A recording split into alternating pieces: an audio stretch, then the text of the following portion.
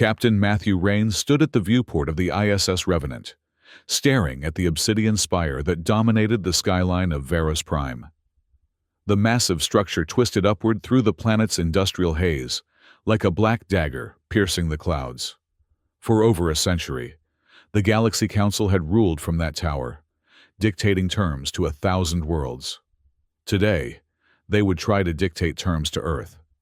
"Captain, we've received clearance to dock," Lieutenant Vaughn announced from her sensor station. "The Council delegation is waiting." Matthew nodded, his jaw set with determination. "Tell Ambassador Holt I'll meet him at the airlock in 20 minutes. As the lieutenant departed, Matthew continued staring at the Council spire. Earth had fought alongside the Council during the Trivar Wars, helping defeat a common enemy. But in the centuries since, relations had deteriorated. The Council, dominated by the aristocratic Virari, the mercantile Junoan Syndics, and the militaristic Orycth Dominion, had grown increasingly concerned about humanity's expanding influence. Now they wanted to negotiate peace. Matthew had read the briefings. He knew what that meant. The Revenant's docking clamps engaged with a shudder. Matthew straightened his uniform and made his way to the airlock where Ambassador Holt waited, surrounded by his diplomatic staff. "Ready, Captain?" Holt asked. The ambassador was a consummate diplomat, always searching for compromise, always believing in the power of negotiation. "As ready as I'll be," Matthew replied. "But I want to be clear about something. Ambassador, Earth will not surrender its right to self-defense. Not today. Not ever." Holt nodded cautiously. "Let's hear what they have to say first." The Earth delegation was escorted through the grand entrance of the Council spire, past ornate chambers, decorated with trophies from 1,000 worlds. Matthew noted the conspicuous absence of any Earth artifacts. As they entered the main chamber, he felt a chill that had nothing to do with the temperature. The Council chamber was dominated by an enormous circular table made of polished obsidian. Seated around it were representatives of the major powers, the four-eyed Virari nobles in their elaborate regalia, the sleek and elegant Junoan Syndics, and the heavily armored Orycth warriors. Above them all, holographic displays showed the proceedings to observers across the galaxy. Councillor Drellis, the Virari representative and chief spokesperson for the Council, rose to greet them.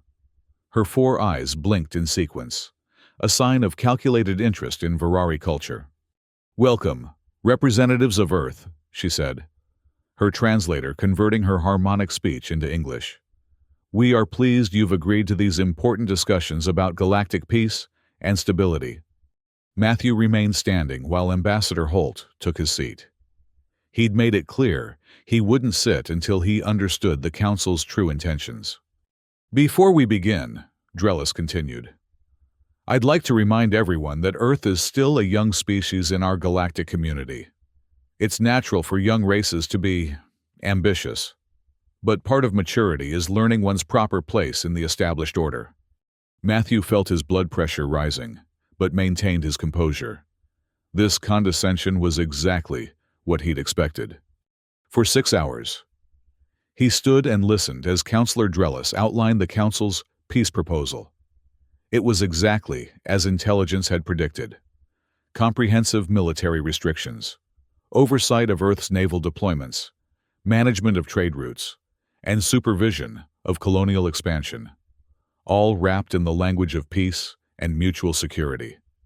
Through it all, Matthew noticed how Warlord Korak of the Orycth leaned forward eagerly whenever military restrictions were mentioned, while Syndic Vera of the Junoan nodded approvingly at the trade concessions Earth would be forced to make. Finally, Drellis concluded her presentation by sliding a data tablet toward Ambassador Holt. "The Comprehensive Military Restriction Treaty, for the good of all galactic citizens." A hush fell over the chamber. All eyes turned to the Earth delegation. Matthew had heard enough. 6 hours of listening to thinly veiled threats disguised as diplomacy. 6 hours of being told that humanity needed to know its place. He stepped forward, before Holt could reach for the tablet. "Earth will not surrender its right to self-defense," he said, his voice calm but firm. "And we will not accept being treated as a subordinate species." The chamber fell silent. Counselor Drellis blinked her eyes rapidly in surprise. "Captain Rains," she began, "perhaps you don't understand the importance." "I understand perfectly," Matthew interrupted. "Earth fought alongside the Council during the Trivar Wars. We bled together, won together. And now you wish to chain us, to prevent us from growing too powerful, too independent." "That is not," Drellis began. "We've discovered the alterations made to our trade agreements," Matthew continued. "The canceled deals, the rewritten treaty clauses. Did you think we wouldn't notice?" Murmurs spread through the chamber. Matthew knew he had struck a nerve.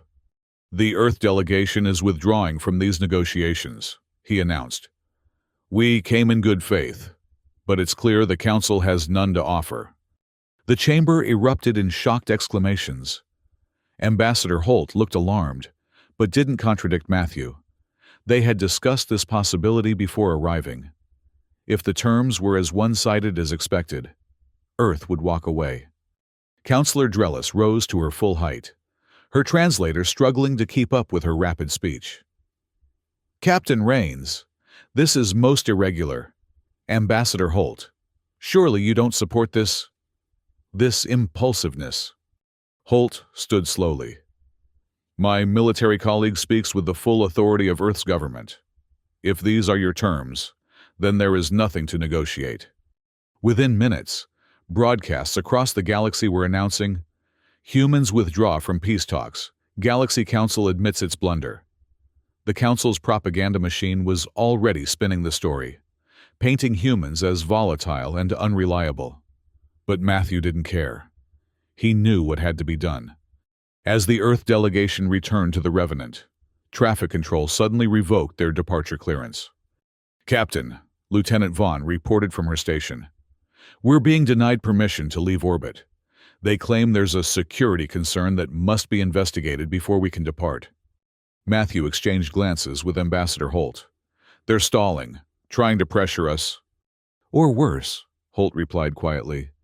Matthew's suspicions were confirmed when sensors detected 3 Council warships moving to intercept positions around the Revenant and the rest of the Carrion fleet that had accompanied them. "Shields up," Matthew ordered. "Inform the fleet. We're breaking blockade. Formation Theta 3. "Sir," Commander Briggs warned, "firing on Council ships would be an act of war." "They fired first when they tried to trap us," Matthew replied. "Lieutenant Vaughn, target the lead vessel's propulsion systems only. We're going to make a statement, not start a massacre." The Revenant's weapons charged as the Council ships moved to surround them. Matthew opened a channel to all Earth vessels. "This is Captain Rains. The Council has shown its true intentions. We're leaving. Now. Follow my lead. Maintain formation and limit casualties. Earth must know what's happened here." With precision that came from years of drills, the Revenant fired a concentrated burst at the nearest Council warship's engines. The shields flared briefly before collapsing, and the vessel began to drift. "All ships, full thrust," Matthew commanded. The Earth fleet accelerated away from Verus Prime, easily outpacing the remaining Council vessels. As they prepared to jump to hyperspace, Matthew knew they had crossed a point of no return. The message would spread across the galaxy. Humans had defied the Council and drawn first blood. President Langley's address to Earth was broadcast across all colonies 2 days later. Standing before the United Earth Parliament, she confirmed what rumors had already suggested. "Citizens of Earth and her colonies," she began, "I come before you today with grave news. The Galaxy Council has attempted to force our civilization into subservience. They demanded we surrender our right to defend ourselves. They demanded oversight of our trade, our military, and our future." She paused, letting the implications sink in. "I am proud to inform you that our delegation, led by Ambassador Holt and Captain Rains, refused these demands. They withdrew from negotiations that were never meant to be fair. The Parliament erupted in applause. In response, Langley continued when the chamber quieted. The Council attempted to detain our delegation by force. This was not just an act of bad faith. It was an act of aggression against Earth. Her expression hardened. I have ordered the mobilization of our reserve forces and accelerated production of new vessels. Earth will not bow to intimidation. We will defend our sovereignty and the safety of all human settlements. Across human space, the reaction was mixed. Many supported the president's decisive stance, but others worried about the consequences of defying the Council. Meanwhile, Council broadcasts portrayed humans as volatile, untrustworthy, and dangerous, a young species that had proven itself unworthy of galactic citizenship. Ambassador Holt sent Matthew the latest intelligence reports from across the galaxy. Council forces were mobilizing, and some human settlements were already reporting harassment from Council-aligned raiders. Sigma Eridani is under attack, Commander Briggs reported, interrupting Matthew's review of the intelligence. Oryx raiders hitting civilian targets. They're requesting immediate assistance. Matthew's jaw tightened. Sigma Eridani was a small human settlement near the borders of Oryx space. Strategically unimportant, but home to over 30,000 colonists. Set course immediately, he ordered, and inform all available carrion vessels to rendezvous with us there. Operation Iron Shield is now active. The Revenant dropped out of hyperspace 14 hours later to find Sigma Eridani under siege. A dozen Oryx raider ships were bombarding the main settlement, while ground forces were already pillaging outlying structures. They're not even trying to take territory, Lieutenant Vaughn observed grimly as sensor data flooded in. This is just slaughter. Not for long, Matthew replied. All batteries. Target the Oryx ships in atmosphere first. We need to cut off their retreat and reinforcement capabilities. The Revenant's main guns opened fire, joined by the 5 other carrion vessels that had arrived with them. 2 Oryx ships exploded immediately, while 3 more sustained critical damage. Launch rescue and medical teams to the surface, Matthew ordered, and prepare a ground force to deal with the raiders already planetside. For the next 12 hours, the Revenant coordinated the defense of Sigma Eridani. The Oryx raiders, realizing they were outmatched, fought with increasing desperation. By the time the last raider was neutralized, the settlement had suffered severe damage. Over 4,000 colonists were dead, with thousands more injured. Matthew walked through the main colony's medical center, his heart heavy. Rows of injured civilians lined the corridors, men, women, and children who had done nothing to deserve this suffering. A young girl with bandaged eyes reached out as he passed, and he took her hand briefly before continuing his inspection. Outside, he found Commander Briggs overseeing the distribution of emergency supplies. "Why here?" Matthew asked quietly. "Sigma Eridani has no strategic value." "That's exactly why," Briggs replied. "They wanted to show they could hit us anywhere, anytime. That no human settlement is safe." Matthew nodded grimly. "Then we need to show them the same thing." News of the attack on Sigma Eridani spread quickly, galvanizing human opinion.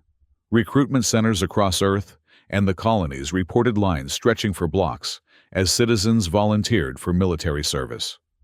The carrion fleet's successful defense was celebrated as a victory, but the civilian casualties fueled a growing anger. Matthew convened his senior officers aboard the Revenant. "The Council wants to frighten us into submission," he told them. "They believe if they make this painful enough, we'll accept their terms. We need to show them that strategy will fail." He activated a holographic display showing a star system deep in Council space. Delta Leonis, home to the Tarkin Relay Station, the Council's main logistics hub for this sector. Our intelligence suggests it's lightly defended because they never expected anyone would dare attack it. Commander Briggs studied the display.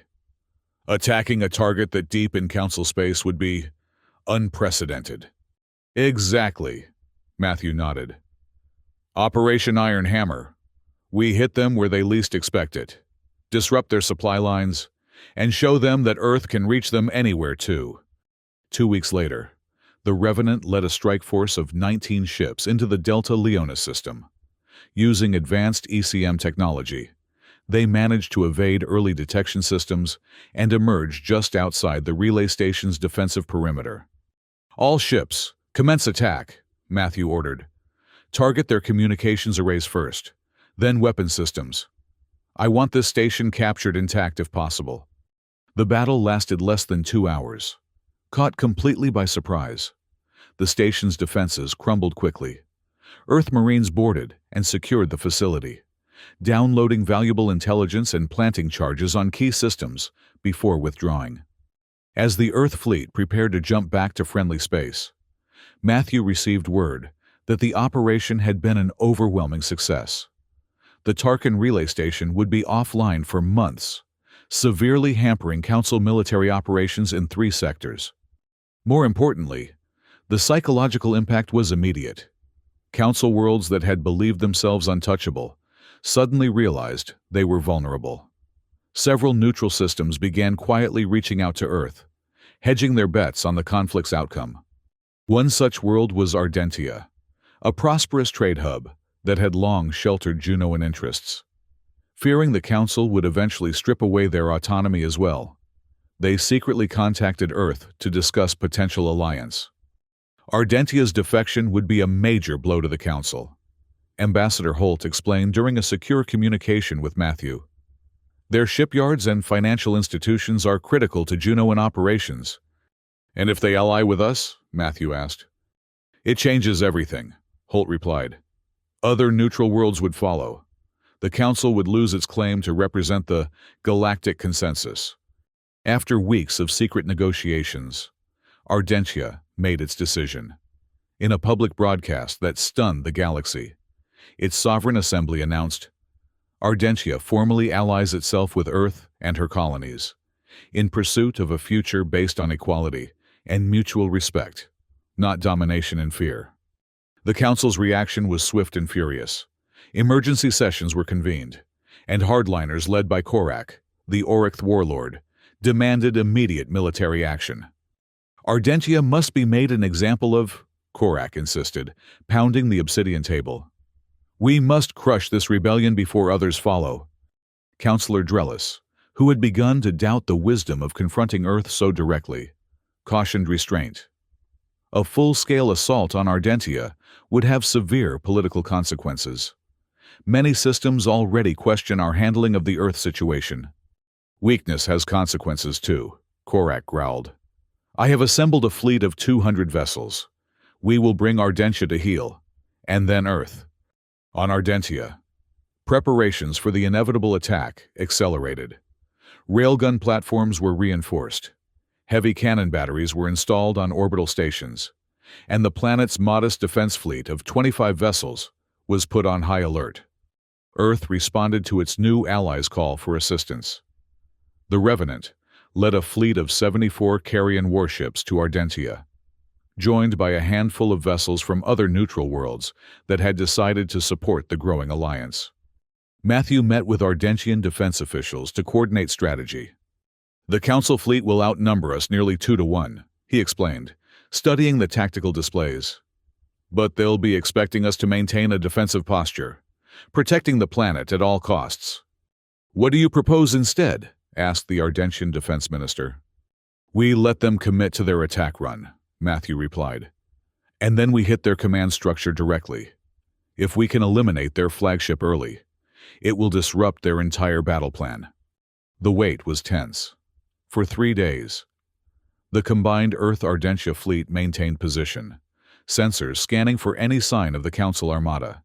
When it finally arrived, it came without warning or communication. Just a massive hyperspace signature, followed by the immediate launch of plasma bombs and missiles toward Ardentia's defensive line. "All ships, battle positions," Matthew ordered as alarms blared throughout the Revenant. "Ardentian defense platforms, commence suppression fire. Carrion squadrons, engage as planned." The space around Ardentia erupted in a storm of weapons fire. Ori fighter squadrons surged forward to engage the Carrion fleet, but were met with withering flak fire from the defense platforms. Railgun emplacements tore through the first wave of Virari frigates, destroying 4 ships in the initial volley. Matthew focused on the massive Virari command carrier at the center of the Council formation, the Zarathal, Councillor Drellis's flagship. "Commander Briggs, prepare to break formation on my mark," he ordered. "We're going for the Zarathal directly." "Sir, their escort screen is still intact," Briggs cautioned. "Not for long," Matthew replied. "Lieutenant Vaughn, target coordinates to all supporting vessels. We punch through at Sector Gamma 9. The Revenant and 2 companion ships accelerated suddenly, breaking away from the main defensive line and driving straight toward a perceived weakness in the Council formation.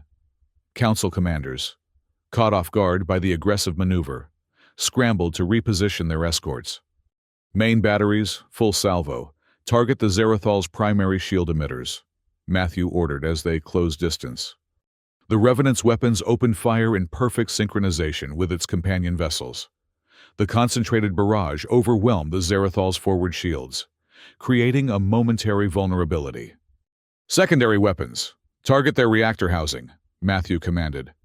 "All power to forward shields. They're going to return fire." The Zarathal's massive weapon arrays swiveled toward the attacking Earth vessels. But the damage to its shield systems had created cascading failures throughout the ship. Its return fire was sporadic and poorly coordinated. "One more salvo," Matthew ordered. "Everything we've got." The combined firepower of the 3 Earth vessels tore through the Zarathal's weakened defenses, reaching its reactor core. For a moment, nothing happened. Then a brilliant flash of light erupted from within the massive carrier. "Zarathal's reactor is going critical," Lieutenant Vaughn reported. "They're attempting emergency containment." "All ships pull back to safe distance," Matthew ordered. The Revenant and its companions reversed thrust as the Zarathal's reactor containment failed. The explosion tore the command carrier apart from within, sending debris in all directions and electromagnetic pulses cascading through nearby Council vessels. Victory horns sounded throughout the Revenant, but Matthew didn't join the celebration. "One decisive strike at close range tells me everything I need to know about the outcome," he said quietly to Commander Briggs. "Maintain battle stations. This isn't over." But the destruction of the Zarathal had indeed turned the tide. Without central coordination, the Council fleet's attack patterns became disjointed. Several captains, seeing their flagship destroyed so quickly, lost nerve and pulled their vessels back. Others pressed the attack with reckless abandon, making them easy targets for the disciplined Earth Ardentia defense. Within hours, the Council Armada was in full retreat, having lost 28 ships destroyed and dozens more damaged. The combined Earth Ardentia fleet had suffered losses too, 11 ships destroyed, 17 damaged, but Ardentia itself remained secure. As news of the Council's defeat spread, the political consequences were immediate and far-reaching. Neutral systems that had been hedging their bets now openly declared support for Earth. Several Council member worlds experienced popular uprisings, with citizens demanding independence or at least reconsideration of Council policies. "The Council is collapsing before the galaxy's eyes," Ambassador Holt reported to Matthew. "Our intelligence suggests several member species are already preparing to negotiate separate peace agreements." Earth wasted no time pressing its advantage. A small but powerful fleet quickly jumped to Varus Prime, where they found only 23 Council vessels attempting to maintain a defensive posture around the planet. As the Earth fleet moved into orbit, a transmission came through from the surface. Councillor Drellis appeared via holocom, her 4 eyes blinking rapidly in distress. "Captain Rains," she began, her voice betraying tension despite the translator's flat tones. "I request 1 hour to confer with the remaining Council members before we proceed." Matthew, standing on the Revenant's bridge, nodded curtly. "1 hour, Counselor. Not a minute more." The hour passed in tense silence. When Drellis re-established communication, her demeanor had changed completely. "The Galaxy Council?" She hesitated, the words clearly difficult for her. "Offers its unconditional surrender. We agree to disband the Council structure, recognize Earth's sovereignty, and guarantee independence for all allied worlds." Matthew maintained a neutral expression, but inside, he felt a complex mix of triumph and sorrow. Victory had come at a tremendous cost in lives, and had fractured the galaxy's political landscape in ways that would take generations to heal. 2 days later, Matthew led an Earth delegation into the Council chamber on Veros Prime. The once imposing room now felt hollow, its grandeur diminished by the absence of many who had once sat in judgment. Councillor Drellis, Warlord Korak, and Syndic Vera remained, along with representatives from a handful of other species. Their faces showed a mixture of shame and resentment as they awaited Earth's terms. The Veros Accord was presented with little ceremony. Matthew watched as Drellis signed with trembling hands, officially ending the Galaxy Council's century of dominance. "Earth has won," he thought. "But at what cost? Countless lives lost. A galaxy fractured by war." His gaze lingered on the former council members, Drellis, Korak, Vera, once proud rulers now humbled on their royal perches. Their eyes avoided his, fixed instead on the obsidian table that had once symbolized their unassailable power. In the weeks that followed, a new order began to take shape. The Free Planets Alliance emerged with Earth at its center. Worlds that had once bowed to the Council now acknowledged Earth's leadership, opening trade routes and providing mutual aid. Matthew returned to the Revenant's observation deck, staring out at the stars as he contemplated the fragile peace they had won. Reports were already coming in about pirate activity in the rim sectors and weapons smuggling by former Tarkin operatives.